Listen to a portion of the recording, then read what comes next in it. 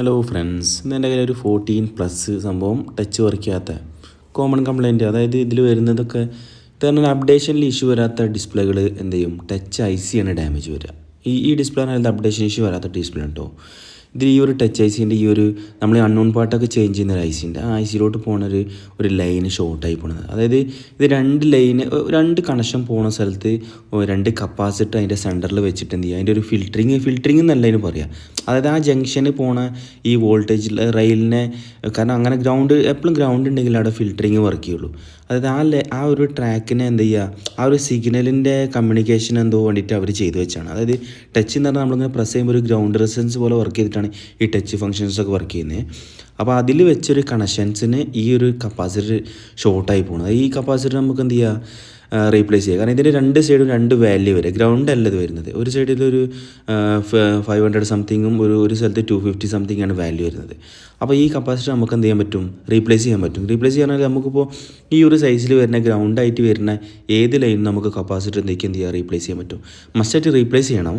ഇത് കണ്ടോ, ഇതിപ്പോൾ കറക്റ്റ് ഹീറ്റ് അടിച്ചിട്ട് നമ്മൾ എന്ത് ചെയ്യണം, തന്നെ റിമൂവ് ചെയ്തിട്ടുണ്ട്. ഇതൊക്കെ എടുക്കാനായിട്ട് വെച്ചിട്ട് എപ്പോഴും ശ്രദ്ധിക്കേണ്ടത് ഡിസ്പ്ലേ നിന്ന് റിമൂവ് ആക്കിയിട്ട് ചെയ്യാൻ ശ്രമിക്കുക. ഡിസ്പ്ലേ നിന്ന് IC റിമൂവ് ചെയ്യുക. എന്നിട്ട് എന്ത് ചെയ്യുക, നമുക്ക് നമ്മളെ വിസിബിലിറ്റിക്ക് അനുസരിച്ച് നല്ല നോക്കിയിട്ടെല്ലാം നല്ല വൃത്തിയിൽ ചെയ്ത് കഴിഞ്ഞാൽ 100% റിസൾട്ടാണ്. ഇതുകൊണ്ട് ഇതിപ്പോൾ ഞാൻ ഏകദേശം ഈ ഒരു ഏറ്റവും ചെറിയ നോസിലാണ് എടുത്തിട്ടുള്ളത്. അതായത് 350 40 എയറിന്, ഏറ്റവും ലോ എയറിന് ജസ്റ്റ് ഒന്ന് ഇട്ടിട്ട് നമ്മൾ 11 നമ്പർ ബ്ലേഡ് കൊണ്ട് ഒന്നിങ്ങനെ ലിഫ്റ്റ് ചെയ്ത് കഴിഞ്ഞാൽ ഇത് ചെറിയൊരു ഗ്യാപ്പ് ആക്കിയിട്ട് ലിഫ്റ്റ് ചെയ്ത് കഴിഞ്ഞാൽ കറക്റ്റ് പോരും. ഇത് വീഡിയോസ് നോക്കി കഴിഞ്ഞാൽ നിങ്ങൾക്ക് മനസ്സിലാവും കേട്ടോ. ഇതുകൊണ്ട് ഇതിപ്പോൾ നമ്മളതിൻ്റെ ആ വാല്യൂ എല്ലാം ചെക്ക് ചെയ്യുന്ന സമയത്ത് കറക്റ്റ് നോർമൽ വാല്യൂ ആണ്. അത് ഈ കപ്പാസിറ്റർ ചെക്ക് ചെയ്യില്ല. എങ്ങനെയാണെന്ന് വെച്ചാൽ ഈ കപ്പാസിറ്റർ ഇവിടെ വെച്ചിട്ട് കപ്പാസിറ്ററിൻ്റെ രണ്ട് സൈഡും വെച്ചിട്ട് ഇങ്ങനെ ബസർ മോഡിൽ വെച്ച് ചെക്ക് ചെയ്യണം. അപ്പോൾ ബീപ്പ് അടിക്കുന്നുണ്ടെങ്കിൽ ആ കപ്പാസിറ്റർ ഷോർട്ടായിട്ടുണ്ട് കേട്ടോ.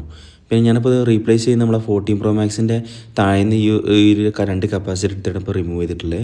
ഇത് നോക്കിയാൽ തന്നെ എനിക്ക് മനസ്സിലാവും. അതുകൊണ്ടോ എന്നിട്ട് നമ്മൾ എന്ത് ചെയ്യുക, നമ്മൾ കറക്റ്റ് അതിൻ്റെ IC എല്ലാം ഒന്ന് റീബോളെല്ലാം ചെയ്തതിന് ശേഷം ഇതാണ് നല്ല വൃത്തിയിലൊന്ന് റീബോൾ ചെയ്യുക.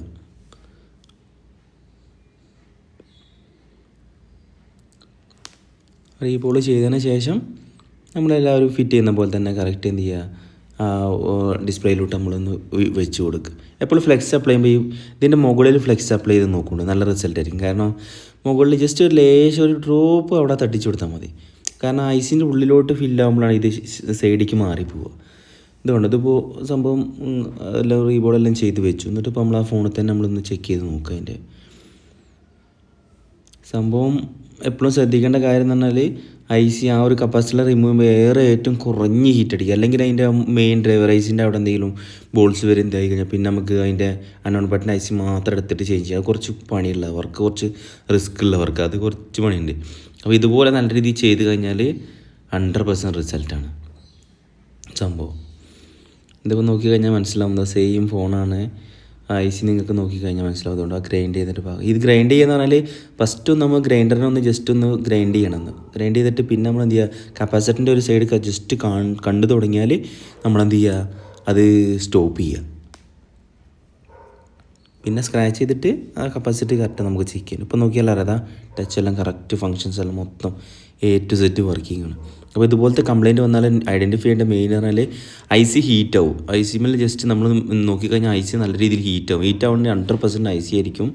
അപ്പോൾ ആരും വേറെയുള്ള രീതിയിലുള്ള വർക്കിനൊന്നും പോകേണ്ട, IC റിമൂവ് ചെയ്യുക. ഇതിൽ വേറെ IC ഇട്ടിട്ട് നോക്കുക, പിന്നെ കംപ്ലയിൻറ്റ് ഫൈൻഡ് ഔട്ട് ചെയ്യുക.